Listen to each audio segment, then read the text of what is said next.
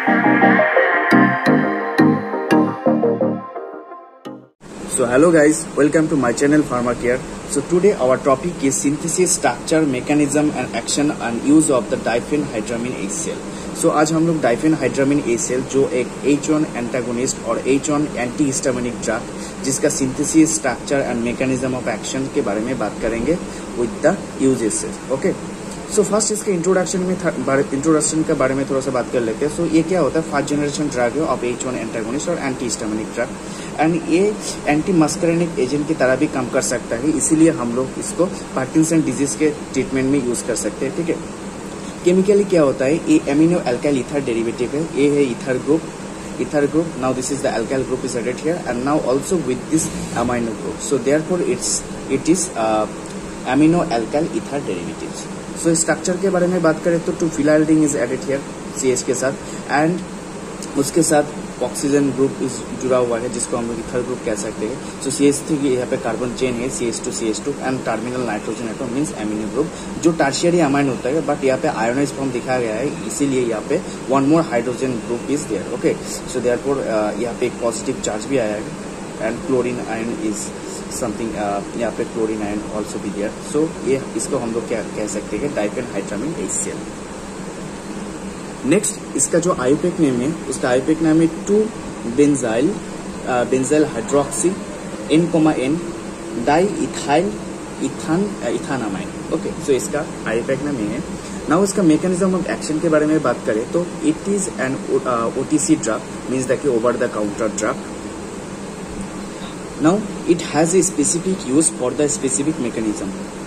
इसका स्पेसिफिक किसी specific mechanism के लिए स्पेसिफिक यूज होता है, ठीक है, और स्पेसिफिक यूज के लिए उसका जो मैकेनिज्म होता है वो स्पेसिफिक होता है। ठीक है, फॉर एग्जांपल यहाँ पे H1 एंटीहिस्टामाइन ड्रग है। सो एज अगर हम लोग ये जो डाइफेनहाइड्रामिन HCl है उसको H1 एंटीहिस्टामिनिक ड्रग के तौर से लेते हैं तो उसका मैकेनिज्म ऑफ एक्शन क्या होगा, ये एक्ट एज इनवर्स एगोनिस्ट, ये इनवर्स एगोनिस्ट की तरह काम करेगा। कहाँ पे, H1 रिसेप्टर के ऊपर एंड इसका जो allergic reaction mean the histamine जो प्रोडक्शन है उसको रिड्यूस कर देगा एंड एलर्जिक जो सिम्टम्स है उसको भी रिड्यूस कर देगा।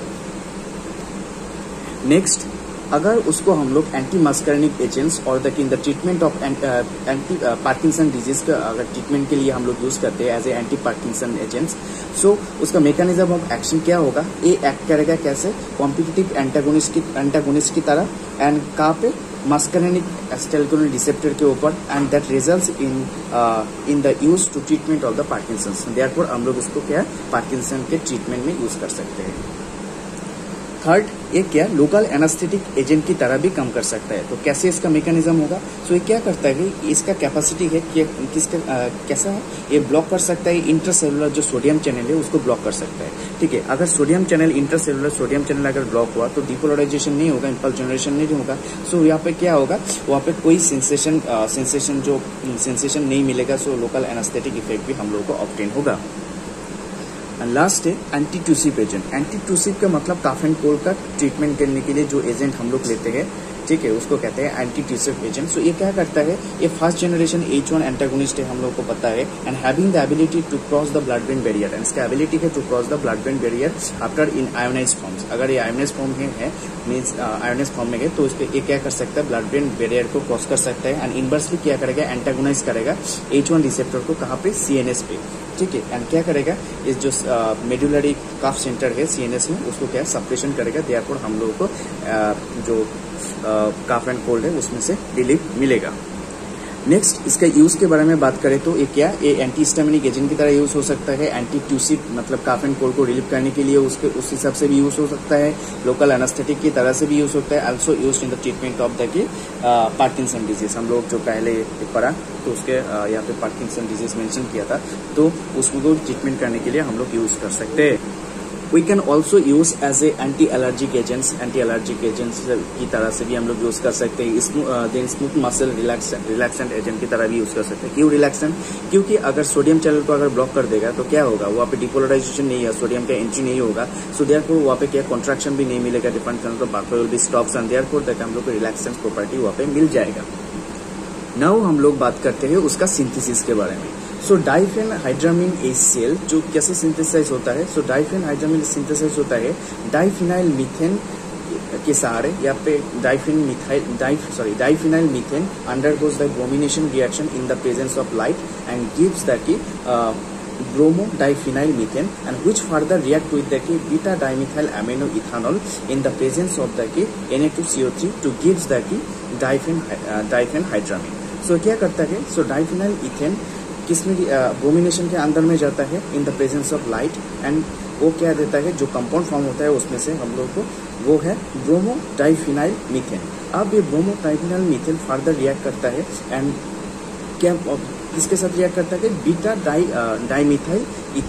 डाइमिथाइल एमिनो इथानॉल्स के साथ वो रिएक्ट करता है इन द प्रेजेंस ऑफ क्या, Na2CO3, एंड हम लोग को क्या मिलता है, डाइफेन हाइड्रामीन मिलता है।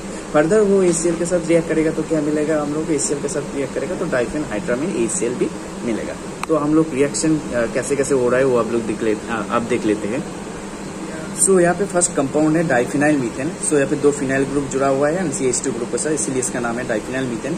ये क्या होगा, ब्रोमिनेशन रिएक्शन के अंदर जाएगा in the presence of light and HBr means that यहाँ से एक H एंड यहाँ से 1 Br यहाँ पे रिमूव हो जाएगा एंड हम लोग को क्या मिलेगा, ब्रोमो डाइफिनाइल मीथेन मिलेगा। ये 2 phenyl group CH and Br, इसको कहते हैं ब्रोमो डाइफिनाइल मीथेन। नाउ ये ब्रोमो डाइफिनाइल मीथेन ये किसके साथ रिएक्ट करेगा, बीटा डाइमिथाइल एमिनो इथानॉल के साथ रिएक्ट करेगा। So beta dimethyl groups and amino that's कि एमिनो इथानॉल जैसे ethane and OH, so ethanol amino ethanol beta diphenyl amino ethanol के साथ रिएक्ट करेगा एंड क्या रिमूव होगा, यहाँ से जो Br है Br यहाँ से रिमूव होगा और यहाँ से एक H रिमूव होगा एंड वो 2 कंपाउंड क्या होगा, ज्वाइन हो जाएगा। सो हम लोगों को as a Br and HBr के तौर से ये रिमूव हो जाएगा एंड ये रिएक्शन जब होगा हम लोगों को 140 डिग्री टेम्परेचर मेंटेन करना पड़ेगा and in the presence of क्या, Na2CO3, एंड उसके बाद हम लोगों को जो कंपाउंड मिलेगा उसका नाम होगा डाइफेन हाइड्रामीन।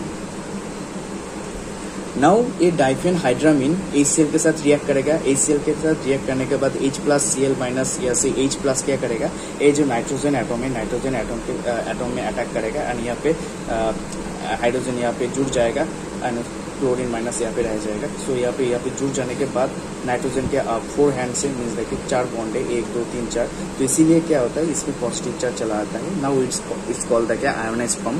सो इसका नाम होगा डाइफेन हाइड्रामीन HCl। So that was the synthesis, all about the synthesis of diphenhydramine HCl.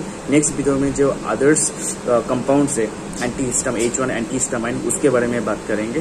So that much for today, thank you so much.